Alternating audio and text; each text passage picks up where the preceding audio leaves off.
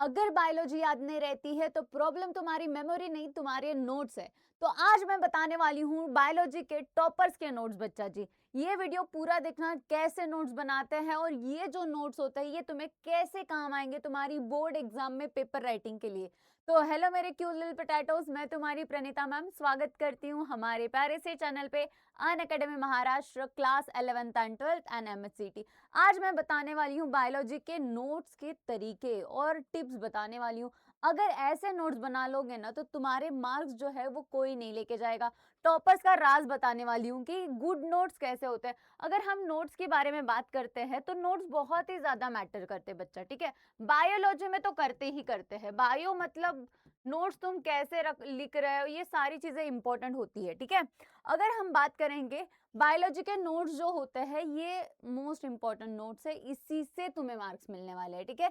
क्योंकि नोट्स तुम खुद बनाते हो और यही जो तुम्हारा प्रिपरेशन होता है नोट्स का, वही तुम्हें बोर्ड एग्जाम में हेल्पफुल होता है। अगर हम बात करेंगे बायोलॉजी में, बहुत सारे बच्चे ना ऐसे ही नोट्स बनाते हैं जिस वजह से उनको मार्क्स नहीं अच्छे मिलते हैं। अब यही गलती सारे बच्चे कर रहे होंगे, आप लोग भी कर रहे होंगे, बट आज से ये गलती सुधारी जा सकती है बच्चा जी। जो डायग्राम होती है वो बहुत इंपॉर्टेंट होती है। उसके बाद जो फोकस बेस्ड क्वेश्चंस होते हैं, जैसे फोटोसिंथेसिस हो गया, रेस्पिरेशन हो गया, ये सारे जो है ना, ये एग्जामिनर है यहाँ पे जो ना तुम कैसे भी लिख के आते हो, इस वजह से तुम्हें मार्क नहीं मिलते। यहाँ पे दो बच्चे हैं, एक बच्चा स्टेप वाइज लिखते आ रहा है सारी प्रोसेस और दूसरा बच्चा उसको कैसे भी लिखते आ रहा है, कुछ ऑर्डर ही नहीं है, तो उसके मार्क्स चले जाएंगे। यही गलती तुम भी कर रहे होंगे क्यूटीज। अगर मैं बात करूंगी, प्रिसाइजली टर्मिनोलॉजी यूज की जाती है 2 मार्क के लिए, ठीक है। कुछ भी नाम नहीं लिख के आ सकते हो, टर्मिनोलॉजीज है जो याद रखनी पड़ेगी। फिक्स टाइम विंडो होना चाहिए, रिवीजन होनी चाहिए तुम्हारी, ठीक है। जैसे एग्जाम ओरिएंटेड रिवीजन होनी चाहिए, जैसे फेब और मार्च में तुम्हारी बोर्ड है तो तुम्हारे नोट्स फास्ट एंड रिवाइज हो, ऐसे नोट्स बनने चाहिए तुम्हारे, ठीक है। अगर हम आगे बात करते हैं, before you start gathering the right sources, सबसे पहले तुम्हें इम्पोर्टेंट देना है क्योंकि यहाँ पे बहुत सारे नोट्स होते हैं, ठीक है। इधर उधर का कंटेंट तो बहुत है, बट कौन सा फॉलो करे और कैसे मार्क मिले, सबसे पहले इंपॉर्टेंट देना है तुम्हें एमएच बोर्ड की बुक, तुम्हारी जो बायोलॉजी की बुक है उसको इंपॉर्टेंट देना है, क्योंकि जो सो जितना भी आएगा वो उसी से आएगा। सेकेंड, 5 ईयर पेपर, ठीक है। अब ये कहाँ पे मिलेंगे, ये सारे हमारे अन academy Maharashtra 11th and 12th के चैनल पे मिल जाएंगे आपको। डायग्राम रेफरेंसेस, कि कौन से चैप्टर से कौन सी डायग्राम इंपॉर्टेंट है वो तुम्हें पता हो जाएगा। देन क्लासरूम, जितने भी मैं क्लासेस लेती हूँ, जैसे अगर हमारी वन शॉट सीरीज चालू हो गई है अभी, ठीक है। एक दिन हम वन शॉट लेते हैं, नेक्स्ट डे मेरा जो लेक्चर होता है, वेडनेसडे होता है मेरा वन शॉट, और थर्सडे हो जाता है उस पे ही क्वेश्चन प्रैक्टिस। इस वजह से हमारे नोट्स भी तैयार हो रहे और तुरंत नेक्स्ट डे हम उससे प्रैक्टिस भी कर ले रहे, क्योंकि जब तक हम करते नहीं है, जब पढ़ाई कर रहे तब लगता है सब कुछ आ रहा है, इजी है सारी चीजें, बट जब रियलाइजेशन कब होता है, जब हम क्वेश्चन आंसर सॉल्व करते हैं। तो प्रैक्टिस भी हो रही है क्यूटीज। उसके बाद अगर हम बात करेंगे डायग्राम में कैसे करना है, अब बहुत सारे बच्चों को ऐसा होता है कि मैम डायग्राम है तो उसको प्रॉपर जैसा है वैसा आर्टिस्ट की तरह निकालना है, नहीं। एग्जामिनर को आर्टिस्ट नहीं चाहिए, डायग्राम मतलब तुम्हें क्या आता है उस पे होता है। डायग्राम में अगर समझो तुमने बहुत ही अच्छे से निकाली और उसको लेबल नहीं किया तो तुम्हें मार्क नहीं मिलेंगे। तो जो इम्पोर्टेंट चीज है कि तुम्हें पता होना चाहिए उसकी लेबलिंग क्या है और नीट एंड क्लीन डायग्राम होनी चाहिए, ठीक है। तो ड्रॉ एवरी इंपॉर्टेंट डायग्राम, ठीक है। अब ये कौन सी इंपॉर्टेंट डायग्राम है ये तुम्हें तो पता नहीं होगी, तो ये कौन बताएगा, मैं हूं ना, मैं बताऊंगी आपको, ठीक है। उसके बाद सेपरेट डायग्राम नोटबुक रखना है आपको, क्योंकि बायोलॉजी डायग्राम इंपॉर्टेंट है। जितना ज्यादा डायग्राम लिखोगे ना आंसर में, निकालोगे डायग्राम, उतने अच्छे मार्क्स मिल जाएंगे, ठीक है। उसके बाद लेबल पार्ट, फर्स्ट पेंसिल, ठीक है, then ink, use the exact term जो टेक्स्ट बुक में दी है, ठीक है। अब बहुत सारे बच्चे कंफ्यूज होते हैं, मैम पेन से निकाले पेंसिल से निकाले, तो याद रखना है पेंसिल से निकालना है, देन इंक से निकालना है, ठीक है, प्रैक्टिस करने के लिए। Add 1 line caption under the diagram, नीचे डायग्राम के नीचे कैप्शन लिखना है, ठीक है। जैसे अगर कोई डायग्राम जो भी होगी तो फिगर तुम्हें लिखना पड़ता है ये, ठीक है, वो एक है। अब ये सारी होगी डायग्राम, जैसे फोकस ऑन कौन सी डायग्राम, जैसे न्यूरॉन की डायग्राम होगी, डीएनए रेप्लिकेशन की डायग्राम होगी, तो ये इंपॉर्टेंट डायग्राम्स है। गैमेटोजेनेसिस की होगी, उसके अलावा यहाँ पे बायोलॉजी में और एक इम्पॉर्टेंट पार्ट आता है फ्लो चार्ट्स का। अब ये जो फ्लो चार्ट्स होते हैं कहाँ पे निकालोगे? Flow charts for the processes. कौन सी प्रोसेस होगी? कोई ना कोई एक प्रोसेस है। अब ये जो प्रोसेस है बच्चा, ये कैसी होती है? स्टेप वाइज होती है। यहाँ पे ऐसा नहीं होता कि कुछ भी तुम लिख दो, नहीं, यहाँ पे सारी जो प्रोसेस है वो तुम्हें स्टेप वाइज करनी पड़ेगी, ठीक है। जैसे अगर हम बात करेंगे, लाइट एब्जॉर्प्शन हुआ पहले, फिर वाटर स्प्लिट हुआ, फिर एटीपी और एनएडीएच का फॉर्मेशन हुआ, फिर क्या होता है? CO2 फिक्सेशन होता है, फिर ग्लूकोज सिंथेसिस होता है। ये क्या है? स्टेप है, ठीक है। पहले लाइट ऑब्जॉर्प्शन ही हो रहा है कि वाटर स्प्लिट हो जाएगा? नहीं, पहले ये ऐसा फ्लो है। तो जब भी ये प्रोसेस के बारे में बात करते हो, ठीक है, तो तुम्हें क्या निकालना है? फ्लो चार्ट निकालना है। अब लास्ट में जब मुझे एग्जाम में जाना है तो मैं फोटोसिंथेसिस बहुत ही अच्छे से याद रख लूंगी कि पहले क्या हो रहा है? लाइट आ रहा है, फिर क्या हो रहा है? वाटर स्प्लिट हो रहा है, फिर क्या होगा? एनएडीएच और एटीपी बन रहा है। ये सारी चीजें, ये जो है प्रोसेस बच्चा, ये बहुत इंपॉर्टेंट है, ठीक है।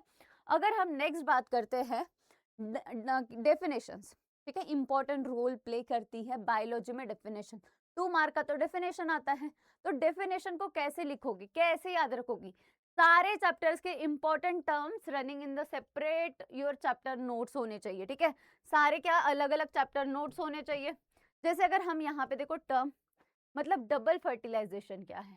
Fusion of one male gamete with egg with another 2 polar nuclear. किस में होता है? एंजियोस्पर्म में होता है। तो यहाँ पे डेफिनेशन, यहाँ पे टर्म और यहाँ पे चैप्टर नेम। ये डिफरेंट डिफरेंट चैप्टर नेम है। यहाँ पे मुझे पता चल रहा है डेफिनेशन। अब ये डेफिनेशन कौन सी अभी तक की आई है, या कैसे तुम्हें आइडिया लगेगा कि मैम ये आएगी?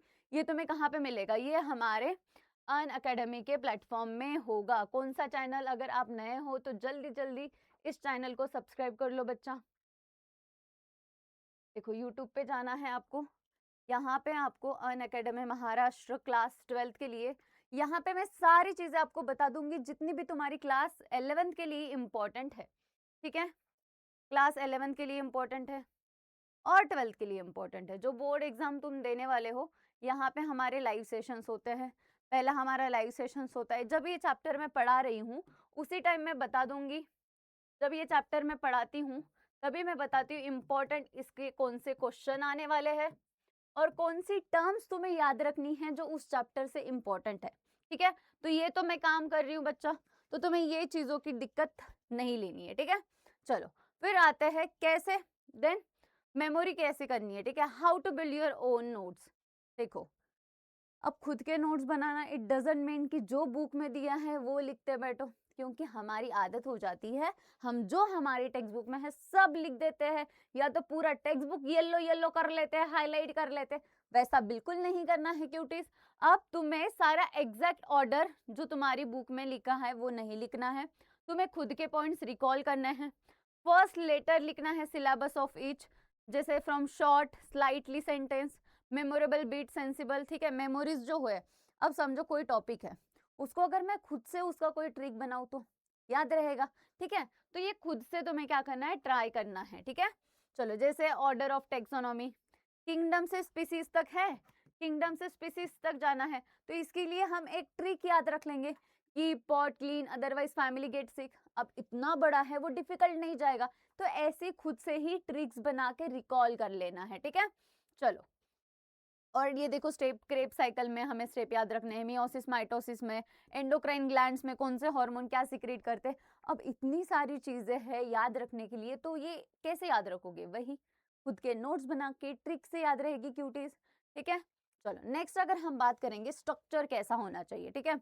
अब समझो नोट्स बनाते टाइम कैसे, हाई वेटेज चैप्टर्स अलग लिखने चाहिए, मॉडरेट वेटेज चैप्टर अलग लिखने चाहिए, लोअर वेटेज वाले चैप्टर अलग लिखने चाहिए, ठीक है। जैसे अगर हम हाई वेटेज की बात करेंगे, रिप्रोडक्शन हो गया, ह्यूमन फिजियोलॉजी, कितने ज्यादा मार्क है, तो ये वाले चैप्टर्स को तुम्हें स्किप ही नहीं करना, ये पूरे फुल चैप्टर नोट्स करने चाहिए। देखो फुल चैप्टर नोट्स, इनके डायग्राम करनी है, फ्लो चार्ट करनी है, डेफिनेशन करनी है, प्रैक्टिस करना है क्वेश्चंस। प्रैक्टिस तो मैं करवा दूंगी, तुम्हारी मैम करवा देगी। कौन है? प्रणीता मैम, ठीक है, ओके। जैसे अगर हम एनिमल क्लासिफिकेशन ये वगैरह क्लास 12th के, तो ये जो है हमारा MHT CET के लिए भी हो जाएगा, ठीक है। चलो लोअर वेटेज भी करने हैं। अब ये बहुत इंपॉर्टेंट है, मेक नोट्स रिवाइज रेडी कैसे करोगे, ठीक है। अब लास्ट में अब इतने बड़े नोट्स एक दिन के एग्जाम के पहले कैसे रीड करोगे? इसीलिए कलर कोड बाय टाइप्स, जैसे डेफिनेशन के लिए एक कलर, डायग्राम के लिए एक कलर, ठीक है? तो ये तुम्हें सारे चैप्टर्स के लिए करना है। वन टॉपिक पर पेज, एक पेज पे, पूरे एक पेज पे एक ही टॉपिक होना चाहिए, ठीक है?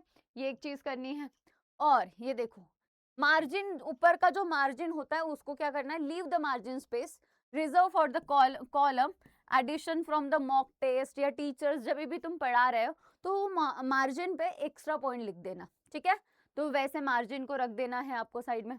अब ये जो कॉमन मिस्टेक है सारे बच्चे करते हैं, जैसे का वैसा कॉपी, एक एक वर्ड जो टेक्स्ट बुक में दिया है वैसे का वैसा छापेंगे। दूसरा, नोट्स अपडेट नहीं करते, सेम मिस्टेक करते रहेंगे। Right definition from memories, book में जैसी डेफिनेशन दी है वैसे याद करते रहेंगे, याद रट्टा मारते रहेंगे। देखो, बायोलॉजी में रट्टा मारना नहीं अच्छा है, ठीक है? रिकॉल करो, याद करो, रिलेटेड करो अपनी लाइफ से, ठीक है? तो याद रहेगा। उसके बाद अगर स्किपिंग डायग्राम, ये बहुत ही बड़ी गलती है बच्चों की। Different structure every day, making notes but never actually revise them, ठीक है? नोट्स तो बना रहे बट रिवाइज नहीं कर रहे। तो ये सारी जो गलतियां है ये तुम भी कर रहे होंगे, क्योंकि तुम्हें भी रियलाइजेशन हो रहा होगा ये सेम गलतियां तुम कर रहे हो। तो ये नहीं करनी है बच्चा जी, ये नहीं करनी है, ठीक है? उसके बाद अगर हम बात करते हैं कैसे बनाते हैं नोट्स, मैंने यहाँ पे देखा दिया है, देखो। एक तो टॉपिक प्लस चैप्टर नेम लिख करना है, ठीक है? फिर डेफिनेशन लिखना है, एग्जैक्ट वर्डिंग नहीं लिखनी, खुद के टर्म से भी लिख सकते हो। फिर क्विक रिकॉल पॉइंट, उस पे बुलेट पॉइंट, ठीक है, जो तुम्हें याद रहेंगे, बुलेट पॉइंट लिखने हैं 3 से 4। डायग्राम इधर लिखनी है, रीराइट बाय हैंड, ठीक है, sorry, draw by hand, one line caption नीचे लिखना है। मतलब यहाँ पे अगर कोई डायग्राम है उसके नीचे यहाँ पे एक कैप्शन आना चाहिए, ठीक है? तो इस तरीके से, इस टाइप से तुम क्या बना सकते हो, नोट्स बना सकते हो, ठीक है बच्चा जी? अब ये नॉर्मल चीज है कि कीवर्ड्स याद रखने हैं डायग्राम के लिए, कीवर्ड्स, फ्लो चार्ट के मल्टीपल स्टेप्स याद रखने हैं, note for the colour code, one topic पर पेज, ठीक है? Then keywords for definition, bank क्या है ये याद रखना है। Depth match for MH board पर chapter, at least 2 full revision passage, मतलब कंप्लीट तुम्हारे क्या होने चाहिए, चैप्टर होने चाहिए, ठीक है? चलो, आई होप यहाँ तक सारी क्यूटीज को समझा है, और this is the way to make a good notes. I hope ये वीडियो आपको अच्छा लगा और ये आपको काम आएगा। ऐसे और वीडियोस के लिए लाइक शेयर करना भूलना नहीं, और सब्सक्राइब कर दो अगर आप नए हो, ठीक है? और कैसा वीडियो आपको नेक्स्ट चाहिए वो भी मुझे कमेंट बॉक्स में बता देना। Bye bye cuties.